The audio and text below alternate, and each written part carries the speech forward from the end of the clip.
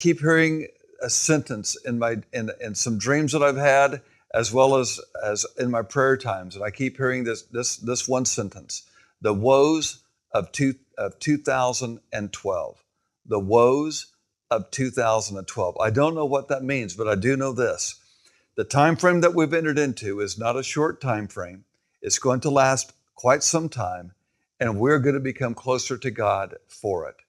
Some of the other things that are going to be happening in geophysical issues are jet streams are seemingly going to go wild to weather forecasters and cause major weather shifts around the world. There'll be drought in some areas, and water from some of your faucets will be more expensive than oil. Some cities, in fact, will evacuate thousands because there's not enough water to meet their needs. As Amos 4:7 says, I, or God, I make it rain on one city, and I withheld rain from another city. Earthquakes will begin to strike not only coastal areas, but even the Midwest will experience a devastating one. In fact, the Midwest may experience one before any coastal city does. A volcano will erupt and begin to become active and eventually erupt in the United States again. There will be thunderstorms with softball-sized hail and 24 inches of rain within a 24-hour period of time. There's going to be places where 3 feet of snow will fall in a 6-hour period of time. There will be times when tornadoes strike this nation with winds of more than 350 miles an hour, and there will also be tornadoes in unusual places. In other words, places that typically don't have tornadoes will experience them. There will be a hurricane that ends up striking this nation with winds of over 180 miles an hour and storm surges that flood miles inland. There will be a hurricane, at least one hurricane, with a storm diameter of around 500 miles. There will be an unexpected blight that's going to hit a type of hybrid seed and weaken the yield as almost like a strike of God against the mind of man who thinks they can control seed output. In addition to drought and devastation from storms, these storms are actually going to dramatically cut into various harvests, and national food shortage will happen as the food storage program begins to be depleted. There will be an epidemic that will take many lives, and it will not just be here in the United States, but it will also be here and elsewhere. It might actually begin elsewhere and come in here. There'll be signs in the sun, moon, and stars, just as the prophet Joel spoke of. The bubble around our solar system, and I'm not exactly sure what this means. I'm just reporting what I have seen. The bubble around our solar system is weakening, and harmful rays will end up coming in and form new major skin sores or skin diseases that have been undetected before. Another thing that's going to happen is the Earth's magnetic fields are going to begin to shift, and as they shift, large cracks are going to form in that shield. This is going to somehow allow solar winds to affect weather patterns here in the United States and other places in the world. This will also cause major problems with satellites and communication systems between airplanes and satellites and ground systems, etc. Your cable TV, for example, there's going to come a time when airplanes will even be grounded because of communication difficulties. Concerning the aspect of war, a dirty bomb will explode in a port city here in the United States. Israel will experience new and more devastating attacks with physical nuclear material being released. Israel will then retaliate with missile strikes, and Israel eventually will bomb Iran, and anti-Semitism will escalate as fuel costs begin to soar once again. Russia is going to try to enhance this escalation of tensions by creating an oil crisis.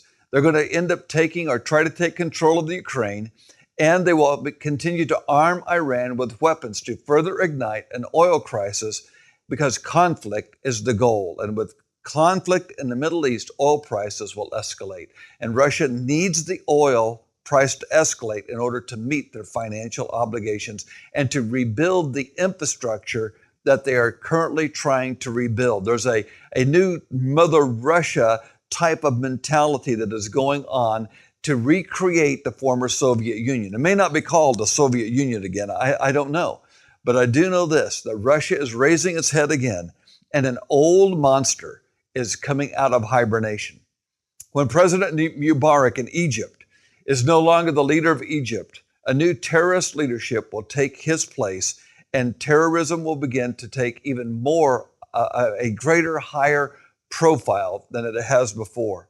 Pakistan will end up becoming much more terroristic oriented and become a harbinger of terrorists even more than it is today. On the economic side of things, a bubble of hope is going to come to this nation, but it will be short-lived. And in that span, there's going to be just enough time for godly people to make the necessary adjustments. However, it will not be a time to take on additional debt. Commercial paper and credit card problems are another domino that is yet to fall, and I've seen it fall as joblessness increases and buildings lay empty. I saw malls that were more than half empty and stores that were closed, strip malls and other type of malls. With this, nobody's leasing the buildings, and so, or very few are leasing the buildings, and so there's no lease payment that the owner needs in order to cover the debt service on that building. So there'll be commercial paper that will be the problematic in the economic issue, especially with lending institutions. Some have asked me, I had a financial planner the other day ask me, will there be stagflation or deflation or inflation or hyperinflation? And I had to look at him and tell them it's going to be all of these. They're all waves on a quickly changing economic sea. And what has worked in the past will only work for a brief period of time in this changing economic era. There's going to be so many things. It's going to be more difficult than ever to forecast investments. But know this, God will guide those investors that he can trust. Those that he can't trust, then he will not bless them as he would love to. The dollar is going to begin to lose value and is going to become near on par with the peso and the Canadian dollar. A new North American currency is going to be established. The euro has set the stage for what many may call the Amero dollar, and it's all in the plans right now. There will be many more reports of new financial corruption that are going to be uncovered, even in the months and years that lie ahead. Again, this is a long-range problem, not a short-term issue. People will start to grow their own food in some cities, and in one or two cities, I actually saw them trying to pull up the streets in order to try to grow food. On the political front, we need to pray for the President Obama. We need to pray for his protection. There is a plan by Islam to try to take his life, and that would be the worst thing that could happen. You say, why would Islam want to take the president's life? Because it wants to start riots here as a means of destabilization and to divert attention from its own activities. What we are going to face, and I pray against this.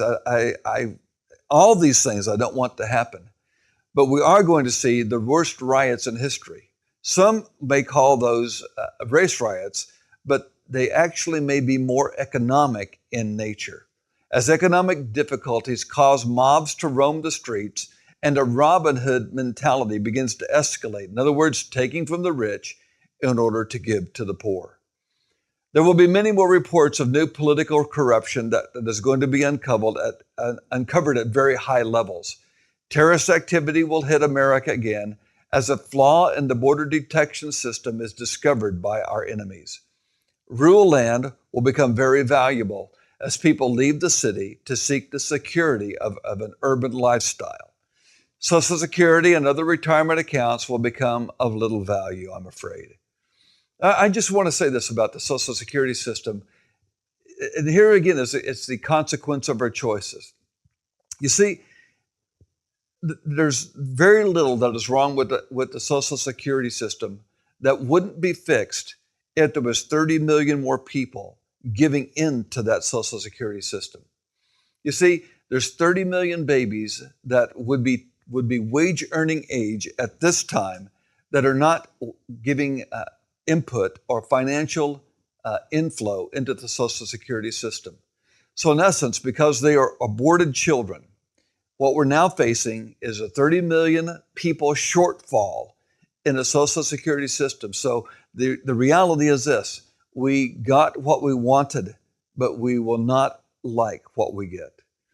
The United States, as time continues to go on and the economic crisis continues to escalate, the United States will bring home most of its troops in order to save finances. Because of the severity of the economy, the United States will end up cutting much of our foreign aid programs to international and developing countries. The result will be that international dictators and Islam will multiply. In the religion field, Islam will try to force its way into our school systems. It'll start by demanding that they have time to pray, so they take prayer away from Christianity, but they allow the Islam factions the ability to do that. Islam, again, is going to begin to systematically work to control a government in some large city in America. I didn't see which one it is, but it could be Detroit, as they begin to mount a multiplication project. I'm not sure what the multiplication project means, but that's what I saw. Islam will continue to use threats to intimidate congressional decisions. Islam will launch an initiative to have a president in the White House by 2024. Medical advances in organ transplants will make it possible for homosexual men to become in vitro fertilized and give cesarean birth. Many churches will file bankruptcy as payments on large buildings cannot be made. Large ministries will disband from financial difficulty.